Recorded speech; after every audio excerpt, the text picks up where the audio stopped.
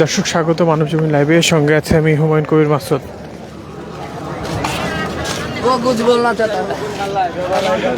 আজকে যে 58তম বিশ্ব ইজতেমা, সেই ইজতেমাকে কেন্দ্র করে জুমার নামাজ, এবং সেই জুমার নামাজটি আদায় করবেন হাজার হাজার মুসল্লি। অনেকটা বলা যায় যে শুরায়ে নিজামের পক্ষ থেকে বলা হচ্ছিল যে প্রায় 40 লক্ষ মানুষের জমায়েত হবে আজকের এই নামাজে, এবং এটিকে ঘিরে ইতিমধ্যে যেটি দেখছি যে ময়দান পরিপূর্ণ হয়ে যেই সড়কে মুসল্লিদের ভিড়, সেই ভিড়টি দেখা যাচ্ছে। এবং গতকাল মাগরিব পর থেকেই কিন্তু যে জুমার পর থেকেই তাদের যে আনুষ্ঠানিকতা, সেই আনুষ্ঠানিকতা শুরু হয়ে গিয়েছে। এবং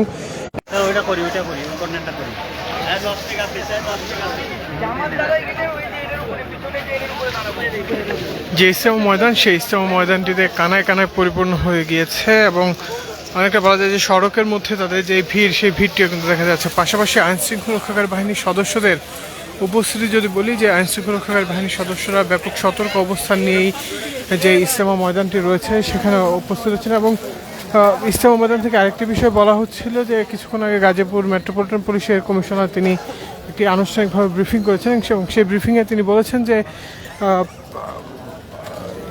এখন পর্যন্ত খুব স্বাভাবিক এবং সুন্দরভাবে ইজতেমা কার্যক্রম পরিচালিত হচ্ছে।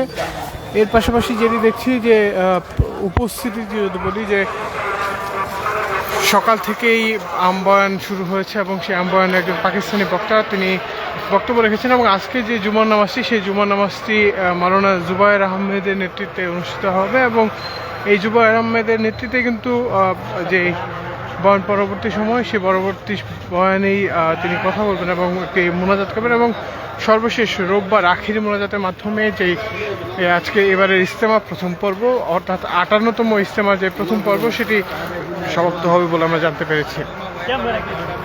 আরেকটি বিষয় বলে রাখি যে এখানে আরেকটি চিত্র লক্ষ্য করা যাচ্ছে যে প্রচুর পরিমাণ ভিক্ষুকের অবস্থান রয়েছে, যেটি জেএমপি কমিশনার বলেছেন যে এটি ঠিকভাবে নিয়ন্ত্রণ করতে না পারলে অনেকটা ভোগান্তিতে পড়তে হবে। এবং আমরা ভ্রাম্যমাণ অনেক দোকান দেখতে পাচ্ছি, যে দোকানগুলোতে নানা ধরনের দ্রব্যাদি বিক্রি করা হচ্ছে, বিশেষ করে সকালে নাস্তা, এবং 10 টাকায় এখানে এই নামাজের জন্য যেই একটি পলিথিন, এগুলো দেখা যাচ্ছে। এর পাশাপাশি যেটি দেখছি যে পানির ব্যবস্থা, পাশাপাশি আরেকটি মজার বিষয় হচ্ছে যে মোবাইল চার্জের জন্য যেই সংকট তৈরি হয়, সেই সংকট নিরসনের জন্য 20 টাকায় মূলত তারা একটি ব্যবস্থা করেছে মোবাইল চার্জিং। দর্শক, আমার কাছে মূলত এই ছিল এখন পর্যন্ত, আমার কাছে সর্বশেষ। ধন্যবাদ সকলকেই।